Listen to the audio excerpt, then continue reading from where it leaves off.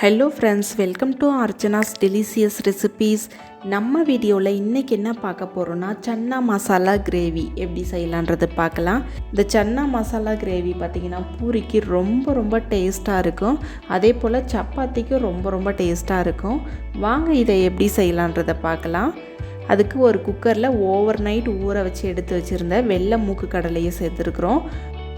கூடவே அதுக்கு தேவையான அளவு உப்பு சேர்த்துருக்கோம். சேர்த்துட்டு தண்ணி தேவையான அளவு சேர்த்துட்டு இதை மூடி வச்சு 3 விசில் விட்டுக்கோங்க.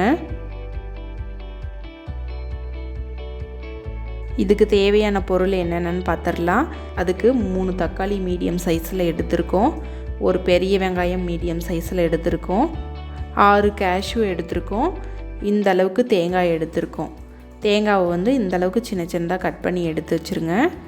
இப்போ ஃபஸ்ட்டு நம்ம பேஸ்ட் மாதிரி அரைக்கணும். அதுக்கு ஒரு மிக்ஸி ஜாரில் நம்ம எடுத்து வச்சுருந்த கேஷ்யூவை சேர்த்துக்கலாம். கூடவே நம்ம சின்னதாக கட் பண்ணி எடுத்து வச்சுருக்க தேங்காவையும் சேர்த்துக்கலாம். சேர்த்ததுக்கப்புறமா இதை நல்லா நைஸாக அரைச்சி எடுத்துகிட்டு வந்துடுங்க.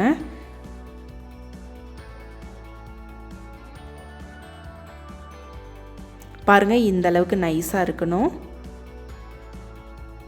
இப்போ நம்ம அரைச்சதை ஒரு பவுலுக்கு மாற்றி வச்சிடலாம். இந்த 3 தக்காளி எடுத்து வச்சுருந்தோம் இல்லையா, அதை சின்னதாக கட் பண்ணிக்கோங்க. திரும்பவும் அதே மிக்ஸி ஜாரில் நம்ம தக்காளியை சேர்த்துட்டு அதையும் நைஸாக அரைச்சி வச்சிடலாம். இப்போ பாருங்கள், 3 விசில் வந்துருச்சு. மூக்கு கடலை எல்லாமே நல்லா வெந்து வந்துருச்சு. மூக்கு கடலையை ரொம்ப குழைய விட்டுறாதீங்க. இந்த அளவுக்கு வேக வச்சா தான் நல்லாயிருக்கும். இப்போ நல்லா வெந்திருக்கிற மூக்கு கடலையை ஒரு கொஞ்சமாக எடுத்து அதையும் மிக்ஸி ஜாரில் சேர்த்துட்டு நல்லா அரைச்சி வச்சிடலாம். இப்போ சன்னா மசாலா கிரேவி செய்ய ஆரம்பிக்கலாம். அதுக்கு ஒரு கடாயை சூடுபடுத்திக்கலாம். கடாய் நல்லா சூடானதுக்கப்புறமா இதில் தேவையான அளவு ஆயில் சேர்த்துக்கலாம். ஆயில் சூடாகி வந்ததுக்கப்புறமா 2 பிரிஞ்சி இலை, ஒரு சின்ன துண்டு பட்டை, 1/4 டீஸ்பூன் அளவு சோம்பு, 2 கிராம்பு, கூடவே சின்னதாக கட் பண்ணி எடுத்து வச்சுருக்கிற வெங்காயம், இது எல்லாத்தையும் சேர்த்ததுக்கப்புறமா இந்த வெங்காயம் நல்லா ஃப்ரை ஆகணும். அந்த அளவுக்கு நம்ம எண்ணெயிலே ஃப்ரை பண்ணி விட்டு எடுத்துக்கலாம்.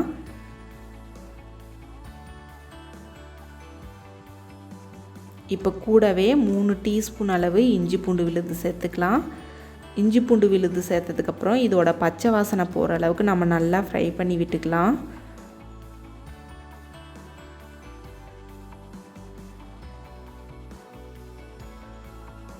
இஞ்சி பூண்டு விழுது வெங்காயம் எல்லாம் நல்லா ஃப்ரை ஆகி வந்துருச்சு.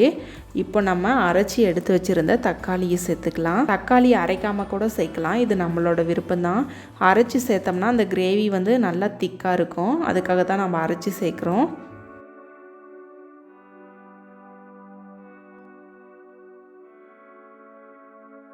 கூடவே 1/4 டீஸ்பூன் அளவு மஞ்சள் தூள், 2 டீஸ்பூன் அளவு மிளகாய் தூள், இது எல்லாத்தையும் சேர்த்ததுக்கப்புறம் நல்லா இது போல் கலந்து விட்டுருங்க.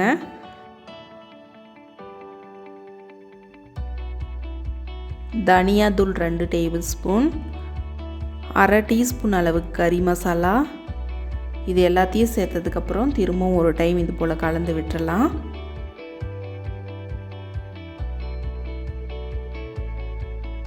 இப்போது மசாலாவோட பச்சை வாசனை எல்லாம் போயிருச்சு.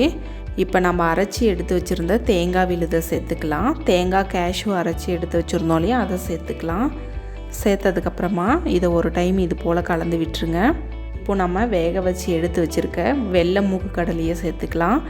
சேர்த்ததுக்கப்புறமா இதை மசாலாவோட நல்லா இது போல் கலந்து விட்டுருங்க.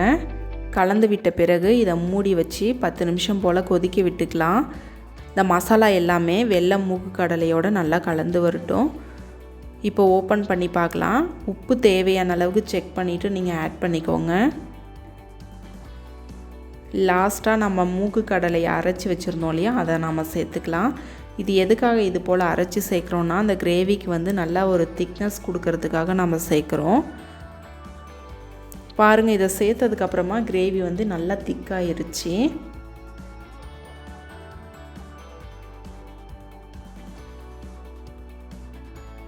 திரும்பவும் இதை 2 நிமிஷம் போல் மூடி வச்சு குக் பண்ணிக்கலாம். 2 நிமிஷத்துக்கு அப்புறம் ஓப்பன் பண்ணி பாருங்கள். நம்மளோட சன்னா மசாலா கிரேவி எல்லாமே ரொம்ப சூப்பராக ரெடி ஆயிருச்சு. கொஞ்சமாக கொத்தமல்லி இலையை இது போல் கட் பண்ணி தூவி விட்டுக்கலாம். பாருங்கள், நம்மளோட பூரிக்கு ஏற்ற அட்டகாசமான side dish chana masala gravy ரொம்ப சூப்பராக ரெடி ஆயிருச்சு.